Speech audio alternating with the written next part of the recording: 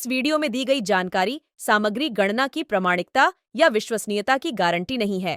सूचना के विभिन्न माध्यमों, ज्योतिष, पंचांग, प्रवचनों, धार्मिक मान्यताओं, धार्मिक ग्रंथों आदि से संकलित करके यह सूचना आप तक प्रेषित की गई है।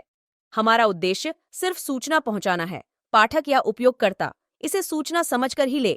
इसके अतिरिक्त इसके किसी भी तरह से उपयोग की जिम्मेदारी स्वयं उपयोगकर्ता या पाठक की ही होगी। नमस्कार दोस्तों, स्वागत है आपका हमारे YouTube चैनल सांसारिक जानकारी पर। हम आपको यहाँ पंडित प्रदीप जी मिश्रा द्वारा बताए गए उपाय जो वे अपनी कथा में बताते हैं, उनकी जानकारी देते हैं, ताकि आपको एक ही जगह पर ही सारे उपाय मिल जाए। गुरु जी के बताए गए उपाय श्री शिव पुराण से जाने गए होते हैं, इसलिए निसंदेह भगवान शिव पे विश्वास रख कर करे। इस पुराण में शिव जी को वात्सल्य, दया और करुणा की मूर्ति के रूप में महिमामंडित किया गया है। इस पुराण का पाठ करने से भक्तों के अंदर भी ऐसे ही गुणों का संचार होता है, यानी भक्तों का चरित्र भी भगवान शिव की ही तरह बनने लगता है। जो भक्त शिव पुराण का विधि पूर्वक पाठ करते हैं, वो जीवन मरण के चक्र से भी मुक्ति पा जाते हैं। हिंदू धर्म की मान्यताओं के अनुसार सप्ताह के हर दिन का विशेष महत्व होता है, क्योंकि हर बार किसी न किसी देवी या देवता को जरूर समर्पित होता है। रविवार का दिन सूर्य देव की समर्पित होता है। सोमवार को भगवान शिव की विशेष पूजा आराधना के लिए सबसे शुभ दिन माना गया है। बुधवार के दिन विघ्नहर्ता गणेश जी की उपासना करनी चाहिए। गुरुवार के दिन भगवान विष्णु और देवगुरु बृहस्पति की आराधना की जाती है। शुक्रवार का दिन देवी लक्ष्मी को समर्पित होता है और शनिवार का दिन शनिदेव की पूजा के लिए सबसे शुभ दिन माना जाता है। आज हम आपको शनिवार के दिन शनिदेव की उपासना का महत्व बताएंगे। शनिवार के दिन हनुमान जी और शनिदेव की पूजा करने पर व्यक्ति के जीवन में सभी प्रकार के कष्ट दूर हो जाते हैं। में जब दिया लगाओ और मंदिर में जब दीप प्रज्वलित करो, उस समय पर जब मंदिर में दीप लगाएं और मंदिर में जब दिया प्रज्वलित करें, अगर गोल बाती है तो वो तो दिए के बीच में ही होगी, फूल बाती है तो वो दिए के बीच में होगी। और मान लो अगर लंबी बाती लेकर गए हो, लंबी बाती को लेकर पहुंचे हो, तो अगर दीप लगा रहे हो, कामना रख कर लगा रहे हो कि मेरी ये कामना है, तो वो दीप का, बाती का मुख अपनी ओर रखना, पर कोई कामना नहीं। हम भगवान को केवल इसलिए रिझा रहे हैं कि मेरा भोलेनाथ मेरा भंडार भरे और मेरे घर में सुख समृद्धि दे। तो दीप की बाती का मुख भगवान की ओर होना चाहिए कि हमने तेरे भरोसे पर छोड़ दिया। अब हम किसी से नहीं पूछेंगे कि हमें क्या करना है। ये दीप की जो बाती का मुख है वो आपकी ओर है, अर्थात मेरा जो जीवन है, मेरा जो संपूर्ण परिवार है, मेरा जो कुटुंब है, मेरा जो कबीला है, मैं जिस घर में निवास करती हूँ, मैं जिस घर में रहता हूँ, उस घर का संपूर्ण कारभार सब तुम्हारे भरोसे पर है। तो बाती का मुख कहाँ हो गया? भगवान की ओर हो गया। बाती का मुख फिर भगवान की ओर। पर ज्यादातर लोग दिया जो लगाते हैं ना, वो अपनी ओर बाती करके ही लगाते हैं। मतलब इनकी कामना चलती ही रहती है 24 घंटे। कुछ कुछ कामनाएं इनकी जागरूक रहती है, इनकी कामनाएं निरंतर रहती है। पर उस बाती में जब आप अपना संपूर्ण परिवार, संपूर्ण अपने परिवार का, दुकान हो, धंधा हो, व्यापार हो, व्यवसाय हो, चाहे आप जितना भी कार्य कर रहे हो, फैक्ट्रियां चला रहे हो, वो सब अपने भगवान के भरोसे पर दे दिया, भगवान की ओर दे दिया। तो इसका मतलब ये नहीं है कि बाती का मुख भगवान की ओर हो तो तुम भगवान के बिल्कुल करीब में ही बाती का मुख कर कर लगा दो और भगवान को मालूम पड़े चोट लग जाए, ऐसा भी नहीं। जब भी दिया लगता है, आप बहुत ध्यान देना महाराज, अगर भगवान जिस स्थान पर बैठे हुए हैं, अगर दिया हमको रखना है, भगवान जहाँ विराजमान है, दीप जब भी रखा जाता है भगवान के सामने, तो अपन जहाँ विराजमान है उससे भगवान और अपने बीच में कम से कम 2 बीता की दूरी तो होना ही चाहिए, जिससे भगवान को भी चोट ना लगे, भगवान को भी घात ना लगे। तुलसी महारानी को जो दिया लगाया जाता है, वो तुलसा महारानी से दूर लगाना चाहिए। तुलसी के क्यारे में दीप लगाने का प्रमाण नहीं है कि तुम तुलसी के क्यारे के अंदर दिया लगाओ। पहले तो ऐसा नियम था कि तुलसी का जो क्यारा बनता था उसमें एक नीचे अलग से दिया रखने की जगह बनती थी, तो उसमें दिया रख दिया जाता था। आज के ज़माने में इतनी जगह ही नहीं कि वह में रखो, तो लोग वो कुंडा में धर के आ जाए। अब वो कुंडी में रख के आए, मालूम पड़े तुलसी महारानी का पत्ता मुरझा जाता है, तुलसा महारानी भी ऐसी मूर्छित हो जाती है, तुलसा महारानी भी चारों तरफ से वो दिए की लो से जल जाती है। ऐसा दीप लगाने का कोई फायदा नहीं, ऐसे दीप की कोई महत्वता नहीं है। किसी को कष्ट देकर, किसी को परेशान कर कर, देवता हो चाहे आप हो, आप किसी को कष्ट देकर, किसी को परेशान कर कर अगर भजन कर रहे हो तो उसका कोई सुख नहीं है, हमारा उसका कोई आनंद नहीं है। किसी को भी कष्ट देकर अगर आपने भजन भी किया, यज्ञ भी करा, दान भी करा, पुण्य भी करा, सत्कर्म भी करा, भजन भी करा, उसका कोई। शाम को 4 बजे से लेकर 7 बजे के बीच में शंकर और पार्वती के भ्रमण का समय रहता है। मेरे देवाधिदेव महादेव और माता पार्वती के भ्रमण का समय, भगवान शंकर पार्वती घूमने को निकले। इसलिए हमारा सनातन धर्म कहता है शाम के समय पर माताओं को झाड़ू नहीं लगाना चाहिए, शाम के समय पर माताओं को चूड़ी बिछिया नहीं बदलना चाहिए, शाम के समय पर माताओं को मांग में सिंदूरा नहीं भरना चाहिए, शाम के समय पर माताओं को बाल नहीं बांधना चाहिए, शाम के समय पर माताओं को चौखट पर नहीं बैठना चाहिए। उसका कारण क्या है? क्योंकि पार्वती जी ने भगवान भोलेनाथ जी से कहा था कि तुम मुझे रोज शाम के समय प्रदोष काल में भ्रमण के लिए लेकर जाते हो, मेरे लिए आज्ञा क्या है? शंकर भगवान ने कहा सुनो पार्वती, मंदिर के अंदर नंदी रहता है, जाने वाला यात्री जब मंदिर में मेरा दर्शन करने आता है तो नंदी के कानों में कहकर जाता है कि शिव जी को मेरे यहाँ लेकर आना। मैं नंदी के अनुसार उनके घर जाता हूँ, मेरा काम है उनका कल्याण करना और तेरा काम है उनके घर की नारी को अखंड सौभाग्यवती का वर प्रदान करना, ये तेरा काम। तब पार्वती माता ने कहा अखंड सौभाग्यवती होने का वर मैं तो दे दूंगी, पर उस समय पर माताएं चूड़ी बदल रही होगी, हाथ से चूड़ी निकाल रही होगी तो मैं वर कैसे दे सकती हूँ, मांग भर रही होगी तो मैं वर कैसे दे सकती हूँ, उस समय पर चूड़ी बिछिया बदला जा रहा होगा तो मैं वर कैसे दे सकती हूँ, उस समय पर झाड़ू लग रही होगी तो मैं लक्ष्मी को वहां कैसे भेज सकती हूँ, आप बताओ। तो शंकर भगवान ने कहा प्रदोष का समय एक ऐसा समय होता है, शाम का समय ऐसा होता है जिस समय पर केवल शंकर और पार्वती की आराधना का समय होता है।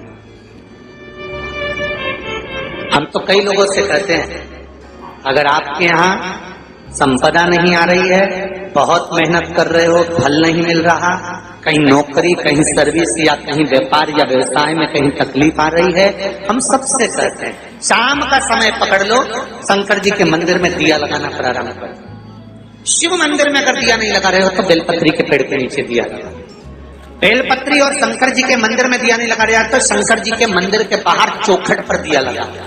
इतना भी नहीं कर सकते तो अपने घर के बाहर अपने द्वार पर दिया लगा दो और शंकर जी के नाम का श्री शिवाय नमस्तुभ्यम बोलकर शंकर भगवान को याद कर कर अपनी कामना कर कर बाबा का स्मरण कर कर पंचाक्षर मंत्र नमः शिवाय, षडाक्षर मंत्र ओम नमः शिवाय, द्वादशाक्षर मंत्र ओम नमो भगवते वासुदेवाय, जो मंत्र तुमको याद है उसका स्मरण कर कर लक्ष्मी हो चाहे नारायण हो चाहे राम हो चाहे कृष्ण हो स्मरण कर कर शाम के समय बाहर दिया लगा दो, दरवाजे के पास लगा दो, वो सुनेगा जरूर, आएगा तो उसका वेलकम जरूर होगा और वो कुछ देकर जरूर जाएगा। नियम तो बनाओ, उसकी चौखट पर जाकर कहना है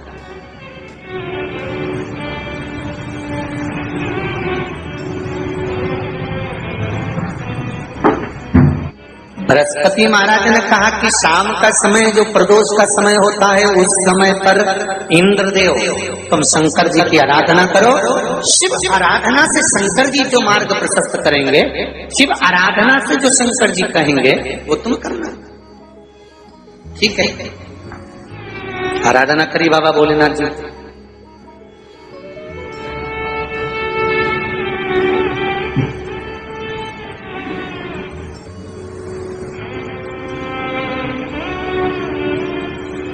मालूम नहीं था इंद्रदेव को, बृहस्पति महाराज ने प्रदोष की महत्वता समझाई तो प्रदोष का समय जानकर शंकर जी पर 7 बेलपत्र प्रदोष के दिन इंद्र ने समर्पित कर दी बिना सोचे।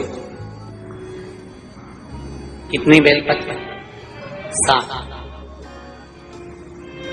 प्रदोष का व्रत करो चाहे ना करो, मंदिर में चढ़ी हुई बेलपत्र को उठा लो,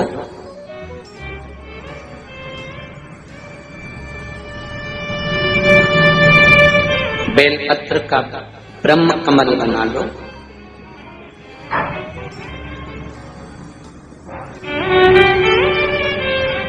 ब्रह्म कमल का मतलब होता है डंडी बीच में रहे, आसपास पत्तियां रहे।